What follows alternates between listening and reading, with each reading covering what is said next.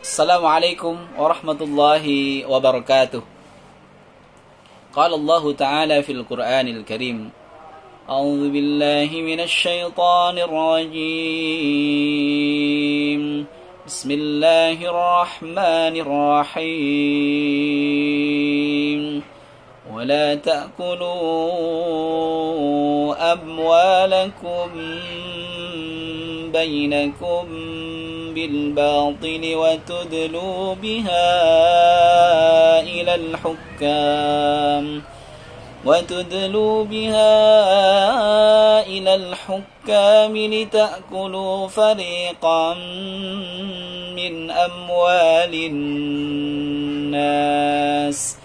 لتأكلوا فريقا من أموال الناس بالإثم وأنتم تعلمون.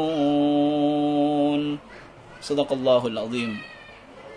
Teman-teman yang dimuliakan Allah Subhanahu wa taala, ayat yang saya bacakan barusan adalah ayat 188 dari surah Al-Baqarah.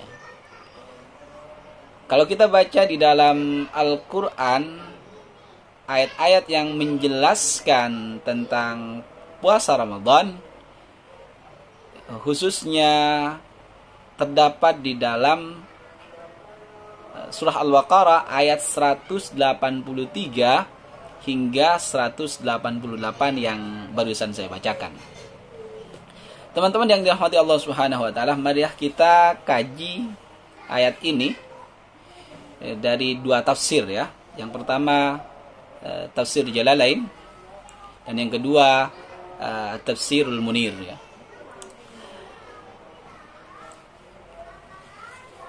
Saya artikan dulu.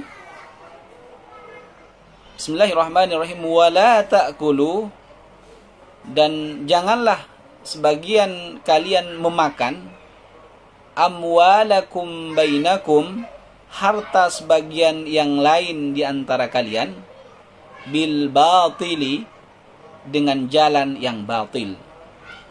Wa tudlu biha, dan janganlah kalian membawa urusan harta itu ilal hukami, kepada hakim, litakulu, supaya kalian dapat memakan fariqan, sebagian dari harta benda itu, fariqan min amwalin nas, dari harta benda orang lain tersebut, bil ithmi, dengan jalan berbuat dosa, wa antum ta'lamun, padahal kalian mengetahui. Teman-teman yang dirahmati Allah Subhanahu wa taala, dikisahkan di dalam tafsir Jalalain bahwa dahulu itu ada seseorang yang punya utang ya. Punya utang, dan kemudian ternyata yang punya hutang ini enggak jujur, teman-teman.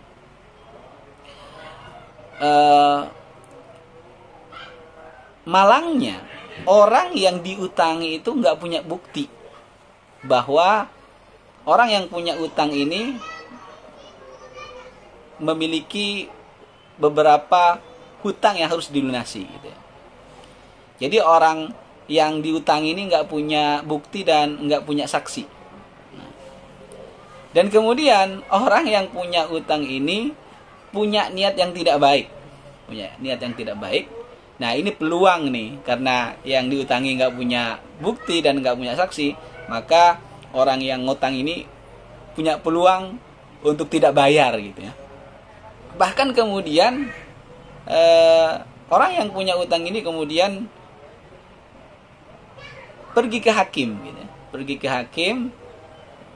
Kita tahu hakim itu kan sama seperti kita, manusia biasa, dan hakim biasanya memutuskan sesuai dengan aturan yang ada. Nah, kalau nggak punya bukti dan nggak punya saksi yang kuat, maka artinya orang yang ngutang tadi, nah, itu bisa bebas, karena orang yang diutangi nggak punya bukti dan nggak punya saksi. Nah, padahal sesungguhnya orang yang ngutang ini benar-benar ngutang kepada yang diutangi, meskipun orang yang diutangi ini nggak punya bukti dan nggak punya saksi. Itulah pentingnya bukti dan saksi di dalam hutang piutang di dalam Islam. Sehingga kemudian ketika orang yang ngutang itu punya niat yang buruk, maka kita kuat buktinya, ya. Sehingga kemudian nggak bisa lari nih orang yang ngutang, ya. Mungkin juga terjadi pada kondisi masyarakat saat ini, ya, di mana banyak orang yang ngutang lari dari tanggung jawabnya untuk melunasi, untuk membayar, ya. Karena dia merasa aman dan mengetahui orang yang diutangi ini nggak punya bukti dan nggak punya saksi, maka seenaknya orang yang ngutang itu kemudian menghilang tanpa kabar, gitu, ya. Teman-teman yang dirahmati Allah Subhanahu wa taala. Nah, di dalam tafsir Jalalain dijelaskan seperti itu. Jadi ada seorang yang ngutang dan orang yang diutangi, dan kemudian orang yang diutangi ini gak punya bukti, sehingga kemudian orang yang ngutang ini punya niat yang buruk dan bahkan pergi ke hakim. Hakim memutuskan kalau nggak ada bukti dan nggak ada saksinya, maka berarti orang yang ngutang ini bebas dari kewajibannya, meskipun sebenarnya orang yang ngutang ini benar-benar punya tanggung jawab terhadap hutangnya, gitu. Teman-teman yang dirahmati Allah Subhanahu wa taala, itu di dalam tafsir Jalalain. Mari kita buka di dalam tafsir Munir, ya, yang ditulis oleh Profesor Wahb Az-Zuhaili, tentang munasabah ataupun keterkaitan antara ayat puasa yang dijelaskan dari ayat 183 hingga 187. Itu menjelaskan tentang puasa dan doa di dalam puasa Ramadan dan lain sebagainya.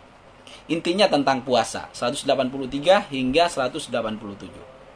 Lalu apa keterkaitannya puasa dengan ayat yang tadi saya bacakan, 188?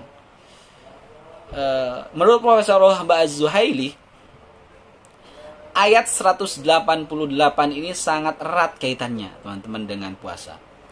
Di dalam puasa, seperti halnya kita tahu bahwa puasa itu kan mendidik orang untuk mengendalikan diri, untuk tidak makan, untuk tidak minum, dan mencegah segala hal yang membatalkan puasa. Berkaitan dengan makan dan minum, nah, maka di ayat 188 Allah Subhanahu wa taala melalui firman-Nya mendidik kita agar senantiasa menghindari makanan yang haram.